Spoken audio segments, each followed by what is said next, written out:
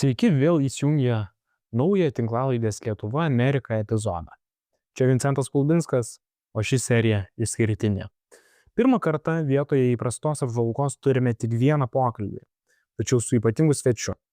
Šiandien kalbame su Kurt Volker, buvusiu JAV ambasadoriumi prie NATO, specialiuoju atstovu Ukrainai ir žmogumi, kuris jau dešimtmečius dirba stiprindamas transatlantinius ryšius ir supranta geopolitiką iš vidaus. Be to, nuo šiol mūsų podcastas keičiasi. Vietoj ilgesnių epizodų rečiau, dabar leisime trumpesnės, bet dažnesnės serijas. Tai reiškia, kad mudviejų su žygiu analizės ir apžvalgos liks įprastai, tačiau interviu su tarptautinės politikos titanais bei kitais įtakingais asmenimis pasirodys dažniau. Tad likite su mumis ir gero klausimo.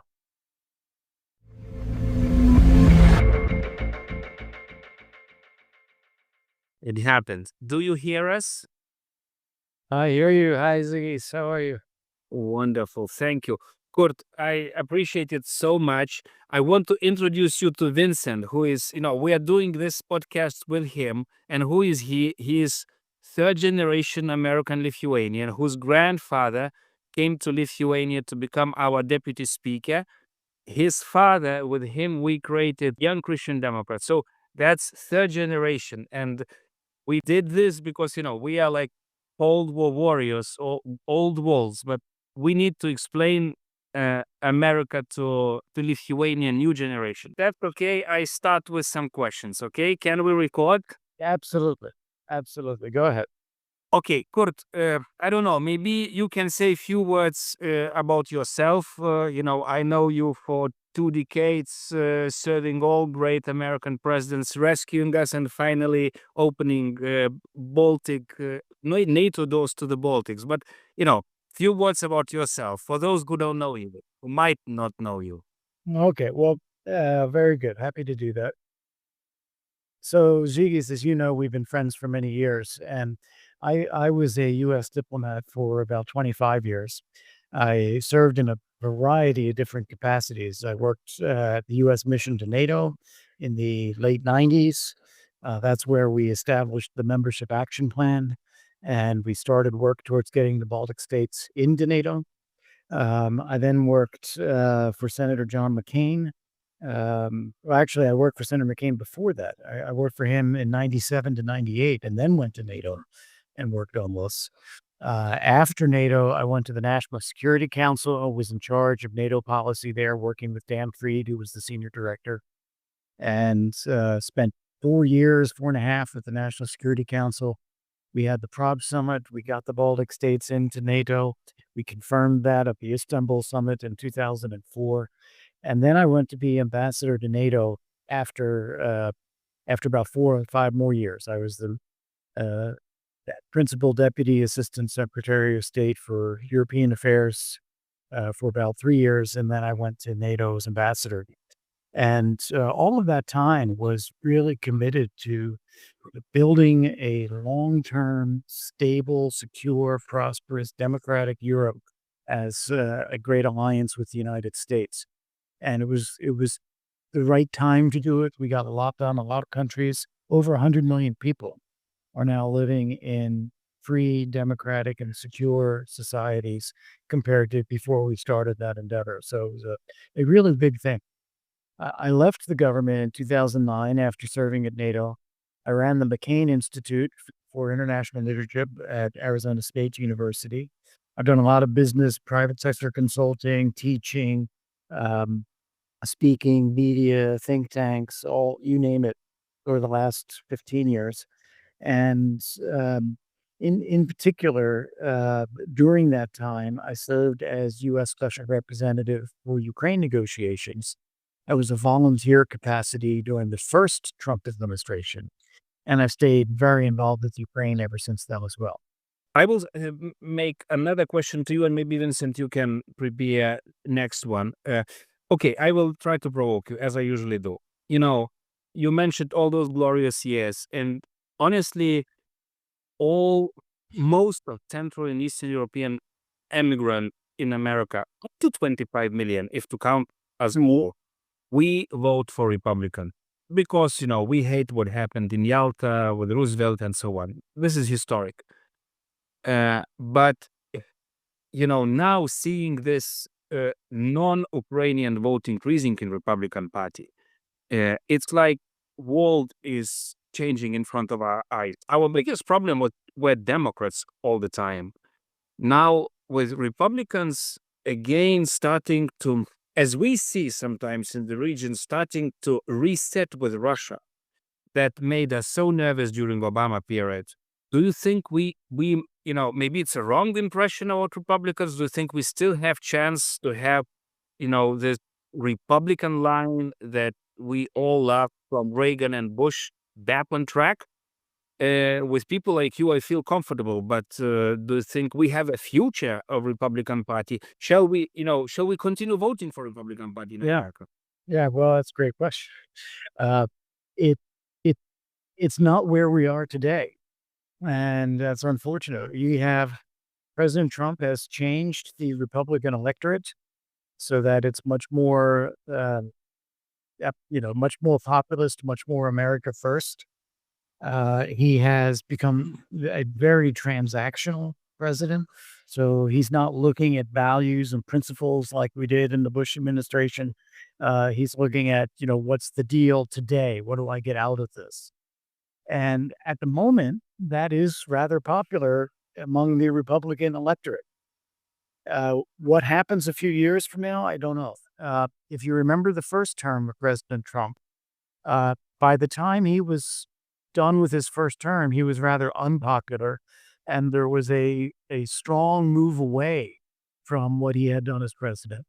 And it was only the last 4 years of President Biden, which was a radically progressive left agenda and a very weak foreign policy, that turned people away from Biden and back to Trump. So where we are 3 years from now, it's anyone's guess.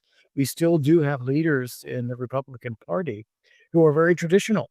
Nikki Haley is the first one that comes to mind. Also Mike Pompeo. We have some very good senators like Jim Risch. McConnell will be leading the Senate, but we have some others like Dan Sullivan and Mike McCormick who are very good. So I don't think by any means that traditional Republican worldview has lost, but it is not what's in control right now. Vincent, shoot your question. Yeah, if I could just jump in. First of all, thank you very much for taking the time to sit down with us. So my question is along similar lines as Zhigis posed to you just now. Historically, the GOP was the strong anti-Russia, pro-democracy, pro-freedom, standing up for the little guy, essentially. And now, especially with the second Trump term, we see a sort of dance with the devil, as it were, and sort of cozying up to authoritarians, which we didn't see with other strong Republican leaders like Reagan, like McCain, that we, especially in Lithuania, really do look up to. So my question is this: who can we look up to these days, today, to give us the example of freedom, of democracy, of that wonderful idea of what we believe America to be? Yeah. Well, first off, I think we need to be less categorical when we talk about how Trump sees things. I don't know that he admires dictators. And that's what you hear a lot in the U.S. A lot of criticism of Trump is that, he prefers dictators, he likes dictators. That's who he wants to deal with. I think it is more that he views that as being realistic, that they have power, they are doing things in the world, and if you want to affect that, you have to deal with that. And that's certainly the way he talks about Putin. Putin is the one that created this war in Ukraine. If you want to stop the war, you got to deal with Putin. So I think that more of his view there. Now, in terms of who to look up to in a U.S. political context, well, I think you have a big struggle right now in the Republican Party, where you have the America First wing that is strongest. You have Vice President J.D. Vance. You have President himself. You have people that they have empowered to be in various positions. You just look across the cabinets. You have Tulsi Gabbard. You have Pete Hegseth. You have Akash Patel. You have a lot of people. And so that's where we are right now. But as I said, that's not everybody. Marco Rubio is right now the Secretary of State. Mike Waltz is the National Security Advisor. And they are much more serious and sober-minded and traditional in their view of the world. But they have to respect President Trump as the decider, as the person who is in charge. When you look out beyond this term, I'm sure there will be competition for the Republican nomination in 2028. J.D. Vance will certainly run for president. Maybe Trump will want to promote someone else from the MAGA world as his candidate that we don't know. And then I'm fairly sure that we'll see one or two traditional Republicans run as well, such as Nikki Haley. And I think there'll be a question then, what is the mood of the country at that time? Do we want to stick with the MAGA idea, or do people want to pull back a little bit and regroup? And we don't know where that goes, because that's a few years from now, and a lot of things will take place between now and then. I agree, Trump. Kurt, sorry. And I think it will depend a lot how Ukrainian case ends. If it will become another Afghanistan in the middle of Europe, or it will be the glorious victory of European and transatlantic link and freedom that we create together, because Europeans are committed. They are scared. They are doing right things with difficulties, but they try to arm or rearm, as Andrius Kubilius is trying to put in Brussels. We also try to speed up accession talks, even finally trying to get them member of European Union in EU until 2030. My question to you that I was posing to many congressmen on the Hill. Okay, imagine we do everything Trump asks. We beef our muscles, like we go to 3-4%, some of them like Lithuania 5-6. Then we are ready to face Russians. We are not afraid of them at all as Europeans. So if it is happening till the end of Trump administration, can we raise again the membership of Ukrainian membership in NATO? Yeah. So this is a great question. The first thing I would say is that what I see right now today is that Europe is stepping up in terms of political commitment, in terms of the finances, in terms of military, procurement, military development, defense industry, military deployment, perhaps in Ukraine, or support for Ukraine. This is really quite something. So we've not seen this before. This is new, and it's very significant. And this is exactly what Trump has wanted to see happen. So in a way, by being as aggressive and nasty as he has been, he's actually getting a result that may be helping Ukraine, saving Ukraine, and strengthening Europe, which is a good thing. So maybe a good thing achieved by the wrong means, but if it's successful, then it's still a success. I don't think that President Trump himself is comfortable with NATO membership for Ukraine, because he views that as a burden on the United States. We would have to then fight Russia to protect Ukraine.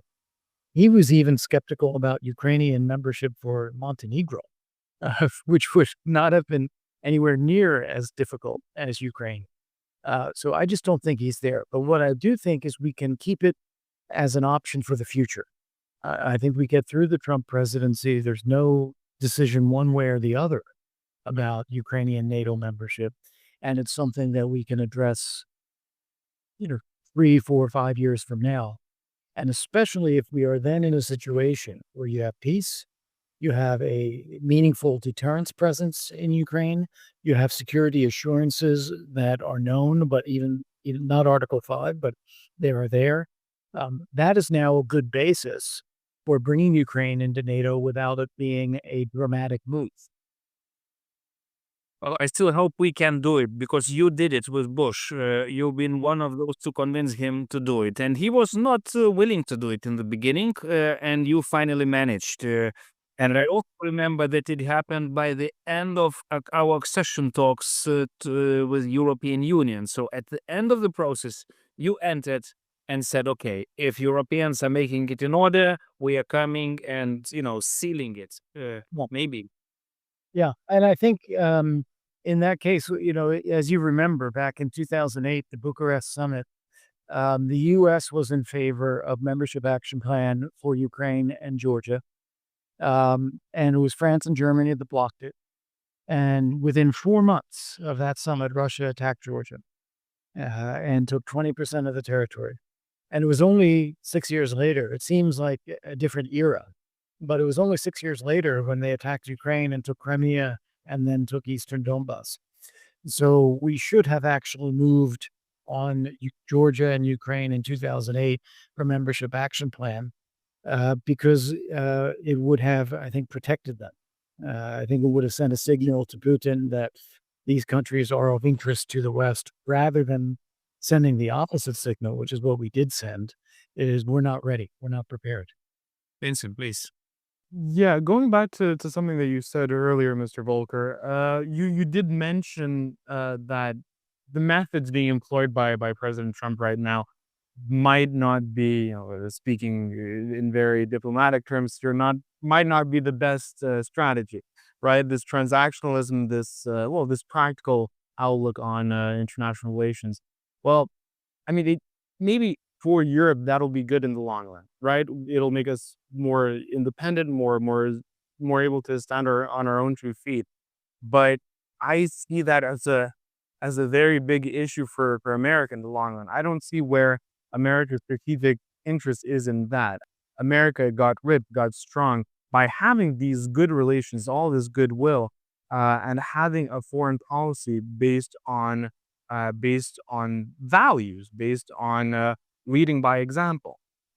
So I wonder what your take is on that. What do you think America can bounce back from? I mean, let's be honest, the damage that has been done up until now in just about a month of the Trump second term. Yeah. Well, as we said earlier, I do think it can change. I don't think that we are stuck in this moment forever. I think that I first off, I agree with your framing of that. I think American interests in the long term are supported by strong commitment to values of freedom, market economy, rule of law, democracy. I think that having allies is incredibly valuable.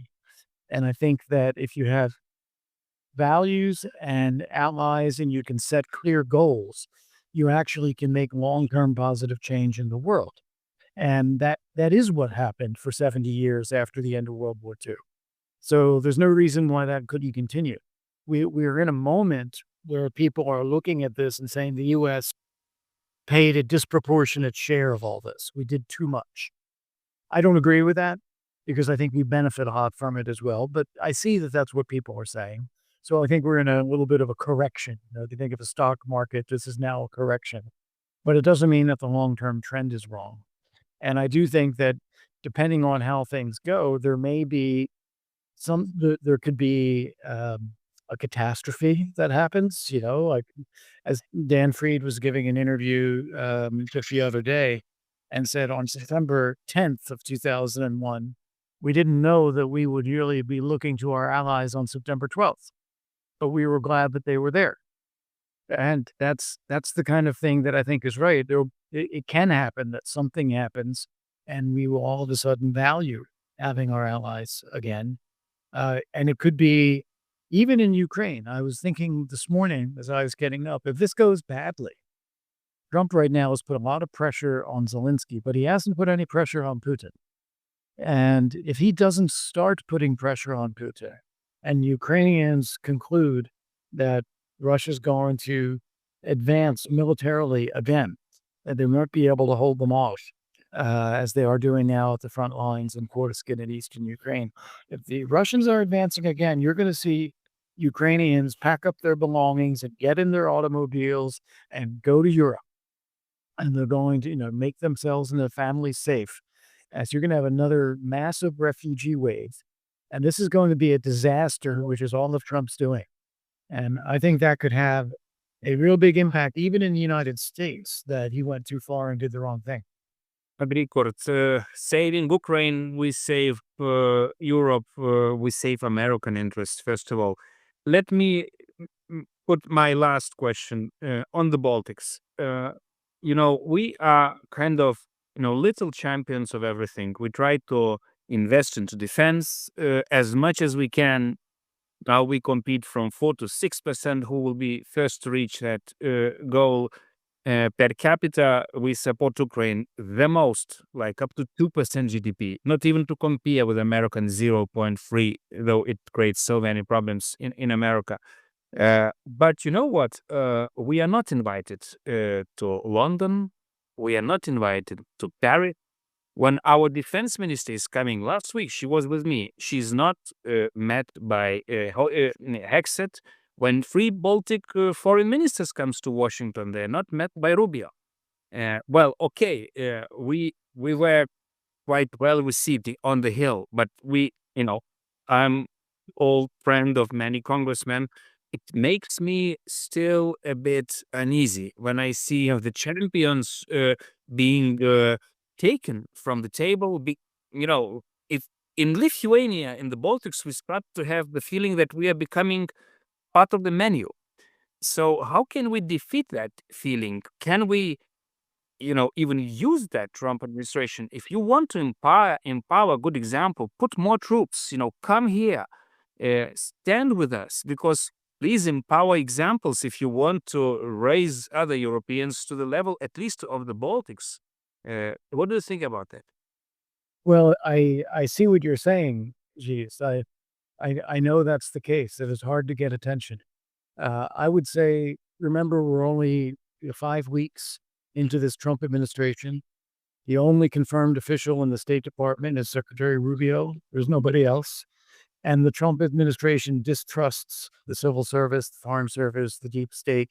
So they don't want to empower anybody else. So it is there's a very limited amount of time that these people have. And Trump is driving them all like a madman. What do we have today? Rubio and Waltz, the 2 most important people in foreign policy other than Trump, are in Saudi Arabia because they're going to meet tomorrow with the Ukrainian delegation. So it is just difficult to get attention, and not only for the Baltic states, but for lots of people to get attention right now. That being said, I think one thing that you have already been doing, and you personally have been doing this as the chair of the committee, is strengthening Nordic-Baltic cooperation. That building a strong, democratic, and militarily robust Nordic-Baltic region is definitely of interest to the United States. It relieves the burden from the U.S. when we think about what we have to do. It adds a dimension of deterrence and stability in the north. It gives a window on the Arctic, which of course is very important to President Trump. So important that he keeps talking about Greenland. So I think that Nordic-Baltic cooperation is something that you should continue to build and make that a vehicle for engagement with the United States, that you can engage as a virtual entity. I will do it, Kurt. Personally, I will invite you to some event on Free North that I'm trying to cook for the summer, but that's for the later. Vincent, your last question to Kurt? No, I actually don't have any more questions. It's been a pleasure to have the chance to ask you the questions that I did ask, and once again, thank you for being here with us. Okay, well, it's a pleasure for me. Thanks. Very nice to meet you, Vincent. And G, it's always good to see you, and hope to see you at some point in Vilnius this year. Thank you, and see you in Washington.